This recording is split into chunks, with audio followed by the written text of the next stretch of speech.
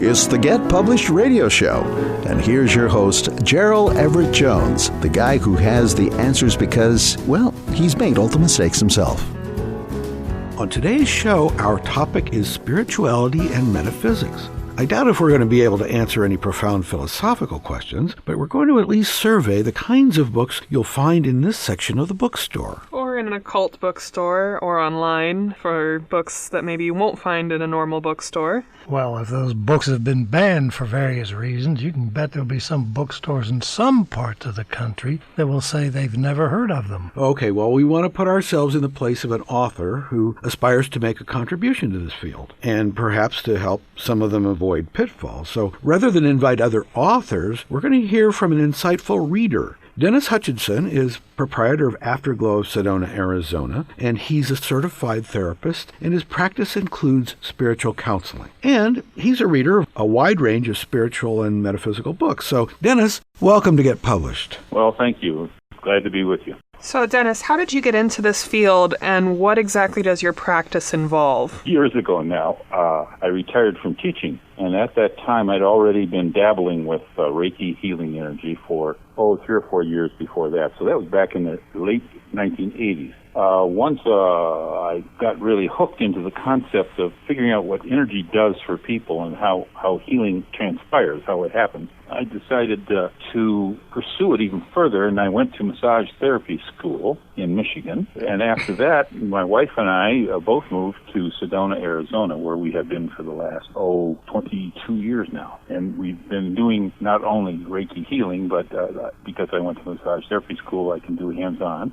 And we've been doing both of them, and my wife also went to school after that. So we've been enjoying helping people by giving good massage, but also by giving good counseling advice, and by doing a variety of different approaches to massage. Sedona itself is widely known as both a kind of magical and some have said sacred place. Can you describe it a little bit for our listeners who haven't been there? Well, it's a place that's beautifully overwhelming to those who first arrive here the first time they come. And you can always know who that is because they pull off to the side of the road, block traffic, pictures, and they're always stopping at the wrong place because they think they're seeing the cool stuff, and then they go another 2 miles and realize, oh my God, there's more. And this is even better. And so they stop again, and then they go on again, et cetera, et cetera, et cetera. And it goes on forever. Yes, of course, red rocks and pine trees. It is an exceptional part of the country. Now, what kinds of spiritual and metaphysical books do you read or have you read? Well, I have read many in the past. The last few years I've been busy doing my own thing. I read a lot of Deepak Chopra's books, also Wayne Dyer, Richard Bach, Hale Dwoskin's Happiness is Free, Jim Britt. You see some commonality in those books or some themes that you've taken away? Every one of them has their own perceptions of what the truth is, but they all hit similar themes, and I don't think you can help but do that because, I mean, really, if you're plugged into grasping an understanding of metaphysics and spirituality and God and how things work, you're obviously going to start writing about the same things because you're connecting to the same source. Is there any particular book that you would recommend someone read before they get started on their own kind of journey of learning about this? Daniel Brinkley wrote a book that's about At Peace in the Light, and he also wrote 2 others, I believe. But Daniel Brinkley, and he's a fascinating fellow because he died and then he came back, and so he describes his adventures and how that worked. And there's a number of other authors. I'm not getting off the top of my head at the moment. That if you go to Barnes & Noble, it has a fairly good section of books in their location. They don't necessarily call it metaphysical. They've got some good things there. Neil Donald Walsh is another one that's an absolute must-read. His first book, Conversations with God. The rest of the books are good, but his first book is fantastic. Well, among the books in this field that you've read, can you identify any common mistakes that the authors have made? I wouldn't want to call them mistakes. I'd call them perceptions. Every person on this planet, because you're on the planet, is going to be coming from some form of limitation in perception. That's what we do here. We are limited in our perception. So each person is going to be biased in some form by where they are in their life. But on the other hand, they are also, all these persons I just mentioned and others, are seekers of what the heck is going on. They want answers. They're looking for a good process by which to understand things. So they're all connected. I look at this in the same way I do the books of the Bible. Every author in a book of the Bible was writing from their perception, their personal experience in life was. So you might say there's going to be a little bit of a bend to what they say, but they're all striving to touch spirituality in their form. So, Dennis, that would tie into my next question, which had more to do with what the author of a book like this might presume would be the set of core beliefs of our audience. And I would think that you probably would be a strong advocate for the author's voice, irrespective of what he thinks the audience believes. Would that be right? Oh, absolutely. Oh, yeah. You got to be true to yourself. If you don't speak from your own heart, you've already given up the possibility of understanding things yourself, of how to communicate with others, because everybody's looking in one form or another. Everybody's looking. And the more that they see someone striving to see and understand things in their particular way, they can connect those pieces that'll fit with them in their life. There's so many excellent authors out there writing all these different approaches to the same truth. I like that response. I do. Get Published Radio will be right back after this message. You know, Get Published is all about helping you. Yeah, I mean you get published. And these days, the way to go is self-publishing, where there are no agents or editors or big publishing houses telling you can't, or making you feel like you're not good enough. You know, going back in history, many famous authors were self-publishers. With his own printing press, Benjamin Franklin published Poor Richard's Almanac in 1732, long before he was a famous statesman. That's how we know Ben's sayings, such as, "Fish and visitors smell in 3 days." Seriously, if you want to change your life or change the world or both, it's a great time to get in the game. Ebooks are particularly easy. With a click, you can reach a worldwide audience. Did you know that there are more people in China who read English than those of us who use the language in all the rest of the world? So if you've got a story to tell, write that memoir or that novel that's been percolating in your head. And if you're an established professional, or if you have a job you dislike or no job at all, give us that business or technical or even political book that establishes you as an expert who deserves serious attention. Yes, it's easy to get published, but understand you'll need help if you want professional results. Editors and copy editors help you clean up your prose. Book designers make the product eye-catching. And publicists help you be heard above all that social media noise. We have those support resources on our website, getpublishedradio.com. And there we've also got a request for services form, where you can get personal attention for whatever might be keeping you from getting it done. That's why we say getpublishedradio.com is your doorway to unlimited self-expression. Hey, it's all about the First Amendment. Use it or lose it. Welcome back to Get Published, where it's, well, all about getting published. Are there any trends that you see happening in this particular genre? Any topics that you think should be covered more or in a clearer way? If we could do that, we wouldn't have this conversation going on the phone. Because we'd be going, yes, boom, and it would all be done. No, approach things from your heart. Approach things from what you have felt and seen, and understand that quiet little voice that speaks to you every once in a long while, with words that you don't know quite well, what does that mean, or where did that come from, or why was it said that way? That quiet little voice is an important voice and a beautiful voice for you, and it'll help you greatly in moving forward. It doesn't matter if you're not on target completely. What matters is that you're speaking and writing from your heart. Well, and Dennis, by the way, when I say heart, the heart is two things. The heart is the heart, and the heart is also the soul. I've heard you talk about the importance of a sense of humor. You want to comment on that? Oh, we're terribly funny. And if we forget that we're not funny, then we get really serious. And there's absolutely nothing that has been created that was meant to be that serious. It's just us. We do serious. This is what we do. We're all bound up in seriosity. You feel we overdo serious? Oh, yeah, absolutely. And it's terribly funny that we do, and what can we do about it? You know, it's one of the God gifts that we're given. Well, what was that book title? The Incredible Lightness of Being. Okay, wait a minute now. But that was a novel and I guess a movie, right? Incredible Lightness of Being. Oh, Yeah, that was a while back, a couple years ago. I'm not sure anymore what it said. Like, the themes are so beautifully intertwined with everybody else's themes that after a while you're looking at the same thing from a different viewpoint, which is what makes it valid. That's what, by seeing 10 different viewpoints of the same thing, each saying it in different words, that's where you start to go, oh, wait a minute, there's a message here that we can all get. Absorb that message and not get too worried about this person's lost it there, because they did. We all lose it here. That's what we do. But the person also gained insight on this, and this, and those are all cool things. Going back to your practice, would you say that physical health is usually intertwined to your spiritual or mental states? Well, I'll put it like this. I believe that the body is totally influenced and behaves through the mind. The body is a servant of the mind.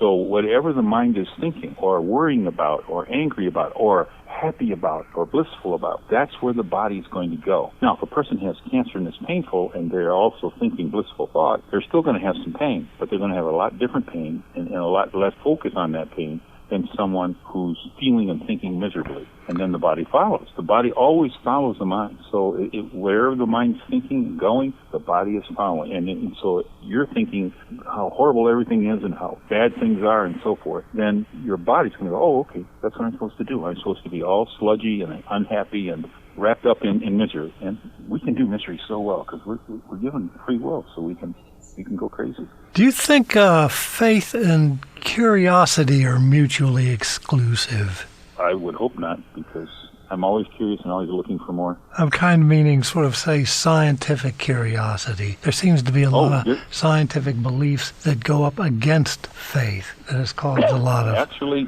it depends what scientist you're talking to. What scientist you're looking at. Depending on who you are, you would get involved in different things. But Noetic Sciences is an organization that's a national organization that's really interesting, and they've got scientists with degrees all over the place doing all kinds of fascinating research on what the body is, what the heart is. Another one is HeartMath. I was thinking, though, another organization you can find. Usually in the Bible, in the opening books, there's criticism on everything was created in 7 days. That's something that science generally denies, argues against, and that people of faith believe quite literally. Yep, but they don't know what 7 days means.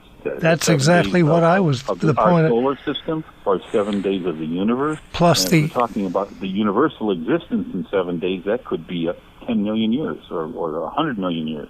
Plus, a day on the Earth is related to how rapidly the Earth does a complete rotation, and that has varied very greatly. Yeah, that's the way I've always kind of justified it as, our 7 days isn't God's 7 days necessarily. Time is different. One day could have been 10 billion years. Exactly. At one point. Well, I'd like to point out when I'm talking with people, spiritually speaking, if they're in my office or wherever, as far as the soul is concerned, that I believe we have. When a soul is observing me, my soul observing me, it's watching an hour and a half movie. That's how long my movie's going to be. If I live 70, 80, 90 years, somewhere in there, about an hour and a half.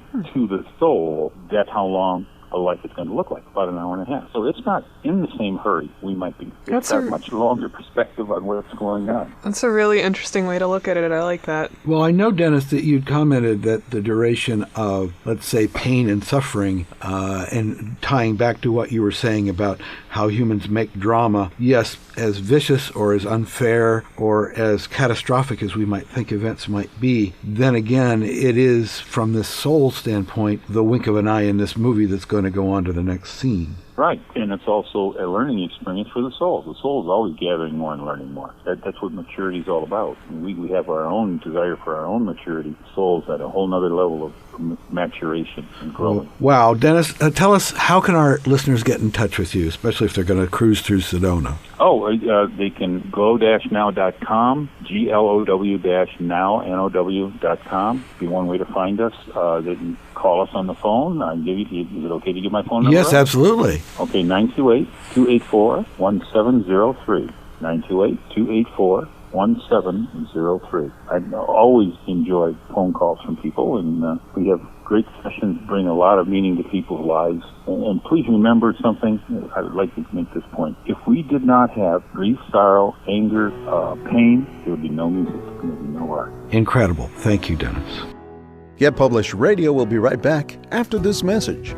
You know, in all the history of the world, with today's technology, it's never been easier to get published, to self-publish your printed book, ebook, audiobook, even multimedia ebook. And not just novels and memoirs, or how-to books and histories, although if that's what you've got, let's have it. But also poetry, spoken word, graphic novel, cartoons, children's picture book, interactive video, games, virtual reality, and imaginative mashups of all this stuff. Get into the game. Along the way, you'll no doubt need some professional help from an editor, a book designer, a publicist. But isn't the investment in yourself worth it? How about you take the money you'd spend on your next vacation and get famous instead? GetPublishedRadio.com. That's our support website where we've got links to all the resources you'll need. And don't forget that request for services form if you crave some personal attention. That's GetPublishedRadio.com. Hey, it's all about the First Amendment. You can use it or lose it. You know, Runke Productions, the audio magicians, can take your radio shows, podcasts, audiobooks, and ads from the streets of New York to the outer reaches of the galaxy. I think we need more echo at the end of that. Look, visit us at runkeeproductions.com. I still think we need more cowbell.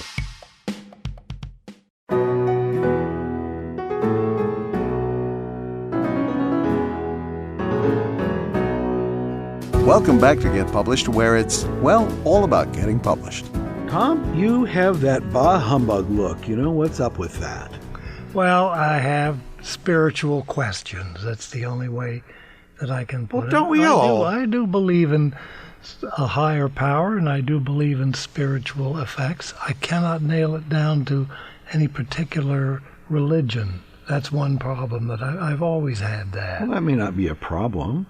Well, maybe not. It sort of is for me, because it leaves you in a very amorphous place. Whenever a crisis happens in your life or anything, you don't know what to think. I can't go back to that little soft cocoon of it's all for the best and God is with you. I can't do that. I wish I could, but I just anyway. Yeah, no, that makes sense. It's definitely easier in any aspect of your life if you identify with a particular group, especially with a religion, just because you can find so much comfort and support if you identify as something particular, and then you have your, congregation around you. I will say there was one single sermon that really struck me when I was young, about 14 years old, in a church. We marched to church. I went to a military school, and we marched to church in full uniform. Onward Christian soldiers. And the preacher apparently got very, I don't know what got in his head, but everybody was always teaching about Jesus being very meek and mild. He said, don't believe that. He wasn't anything like that, because he tore up the temple of the money changers. And he said, what kind of a man would do that? And by the way, the Romans were obviously very scared of him. This guy was very powerful personality, very aggressive, very muscular, and especially he was absolutely fearless. I have a best friend who grew up in Catholic school her whole life, and that story of Jesus tearing up that temple is her favorite story, because she was like, "Oh my gosh, Jesus is so metal. Jesus is a badass." And it's in the Bible. It does touch a lot on the meek will inherit the earth, and there is what's the word I'm looking for? A real nice. That's a nice quality to have. But yeah, Jesus was not, in the way that I've seen him described, that kind of person. He was a go-getter. He did it in a very subtle way, but he was. Well, he was perceived by the Romans as literally as a revolutionary. Yeah. And that was part of their fear, was that Jewish prophecy was that the king of the Jews would be a descendant of the house of David, which presumably he was, part of the Bethlehem roots, and that he would actually literally become the king of the Jews. And this then, of course, becomes part of the Jewish-Christian controversy, is the Christians feel as though, well, why don't you understand that he was the king of the Jews, and the Jews said, well, no, you don't understand. The temple was destroyed in 70 A.D. by the Romans, and if he'd been the king of the Jews, he would have prevented that, because obviously he wasn't literally king of the Jews. It's going to be a back and forth forever. That's part of why there's expectation on the part of the Jewish people that there will still be a Messiah that comes. So, but we did get a bit off the track in terms of formal religion. But I think, Tom, one of the things that may be bugging you is, you came from that conservative part of the country in North Carolina, where if you don't have that type of roots, perhaps you feel as though you don't really fit. No, that is absolutely true. One of the saving graces, there was a brilliant Bible teacher that I had at Elon who pointed out how many fascinating spin-offs of Christianity there were, including the one that everybody's Gnosticism, yes, of course, has made a big comeback. But there was one founded by a priest named Arius, an Egyptian priest who lived for about 300 years. They were Aryan Christians, not to be confused with Aryan, because a lot of the Germanic tribes adopted Arius. He said bluntly Jesus was 100% human. He did not rise from the dead. Yes, he did not turn water. Yeah, he did not turn water into wine, and above all, he was born of woman and man. And it was Arius, Germanic tribes, that brought down Rome in the end. They saw him as a great leader and a great teacher. Well, in the New Age, there are a lot of people in the New Age who do not really understand that a big underpinning of this new stuff is actually absolutely, is actually 5th century Greek from Gnosticism. Not only Hellenic, but mechanics, quantum mechanics. Not only Hellenic, but also not only Gnostic, but also Hermetic literature. Thoughts are things, and of course Denis and the people in their therapy.